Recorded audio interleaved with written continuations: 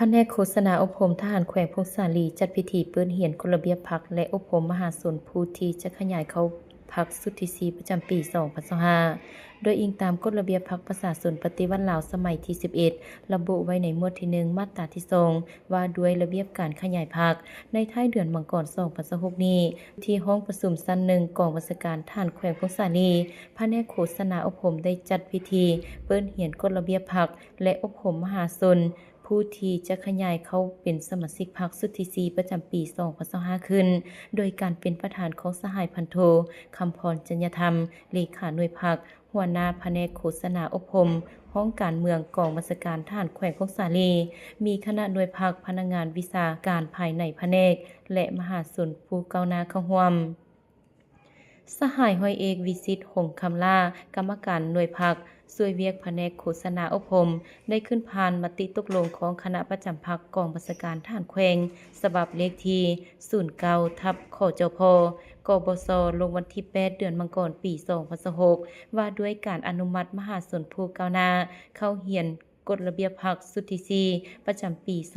2025 มีจำนวน28สหายหญิง6สหายและมติตกลงเลขที่10ทับขจพกบศลงวันที่ 8 เดือนมังกรปี 2026 ว่าด้วยการอนุมัติมหาชนผู้ก้าวหน้าเข้าเรียนสนับสนุนสุทธิศรีประจำปี 2025 มีจำนวน20สหายหญิง3สหายจากนั้นสหายพันโทสมเพชรพันใจ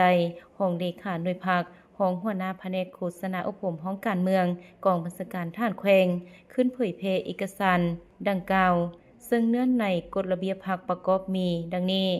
มาตรฐานของสมาชิกพรรคและเงื่อนไขของมหาชนผู้จะขยายเข้าเป็นสมาชิกพรรคระเบียบการขยายพรรคคำปฏิญาณของสมาชิกพรรคหน้าที่ของสมาชิกพรรคสิทธิของสมาชิกพรรคและการสิ้นสุดการเป็นสมาชิกพรรคข้อห้ามสำหรับสมาชิกพรรคระเบียบการคุ้มครองและยกย้ายร่วมชีวิตพรรคบัตรสมาชิกพรรคและการนำใช้บัตรสมาชิกพรรคและเนื้อในอบรมประกอบมี13คำถาม13คำตอบและนอกจากนี้ยังมีบรรดาเนื้อในพื้นฐานเกี่ยวกับพรรคประชาชนปฏิวัติลาวตื่มอีกโอกาสนี้สหายพันโทคำพรจริยธรรมเลขาหน่วยพรรคหัวหน้าแผนกโฆษณาอบรมประธานพิธี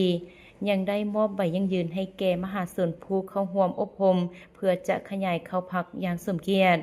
ตอนท้ายพิธีประธานได้แสดงความสมเสยและเน้นหนักหลายปัญหาโดยเฉพาะแม่นจุดประสงค์ในการเปิดเรียนกฎระเบียบพรรคและอบรมมหาชนผู้ที่จะขยายเข้าเป็นสมาชิกพรรคในครั้งนี้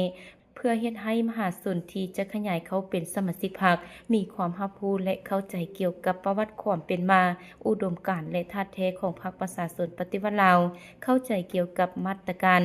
เงื่อนไขและผลประโยชน์ที่สมาชิกพรรคได้รับเป็นการประเมินความรับรู้ในการเสริมซึมเอกสาร